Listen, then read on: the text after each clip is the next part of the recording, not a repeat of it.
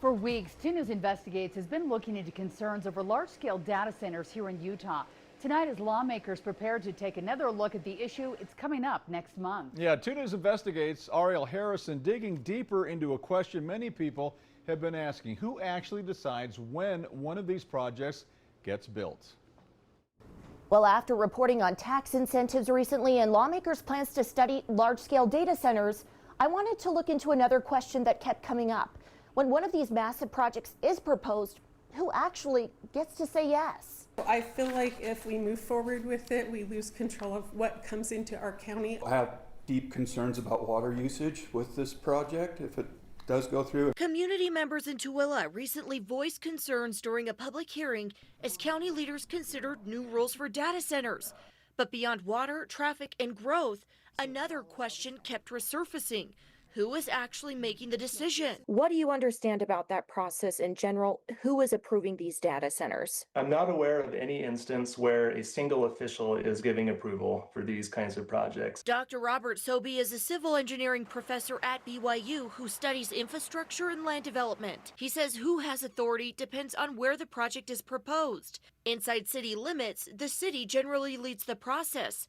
Outside cities, counties, state agencies, and sometimes even the federal government can all play a role. How do the state, county, and city governments all interact when it comes to a facility like a large-scale data center coming in? Yeah, I think that remains to be seen. We're figuring that out. He says projects typically move through multiple layers of review, including zoning, planning commissions, engineers, fire officials, and elected leaders. There's a whole team of people that are checking things along the way.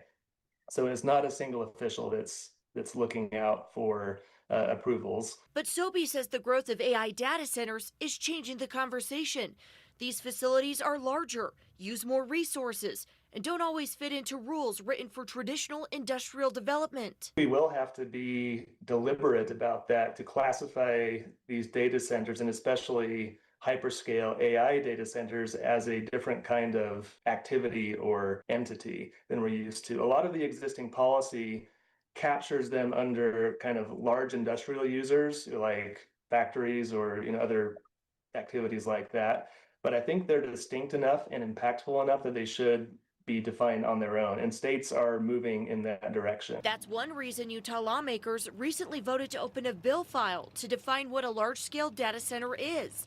Representative Paul Cutler says it's not that data centers are new, it's that AI has changed their size, their impact, and the questions lawmakers are being asked to answer. This shift means we need to think about things differently. As these data centers get bigger, we need more guidelines and more help to help the local officials make a good decision on whether it's appropriate for their community. Cutler says lawmakers expect to learn more in August when they meet to review information about data center development, including current regulations and tax incentives. That will help us determine what needs to be changed or updated for this age of AI. And until those questions are answered, communities say they want decision makers to slow down. I don't feel like any tax benefits are worth losing that control. We could be the example for the entire country rather than be part of the big mess that's going on. That August meeting is expected to help shape whether lawmakers move forward with new definitions or other changes during next year's legislative session. And tomorrow morning, we dive further into the land use and zoning discussion. Ariel Harrison, KUTV 2 News.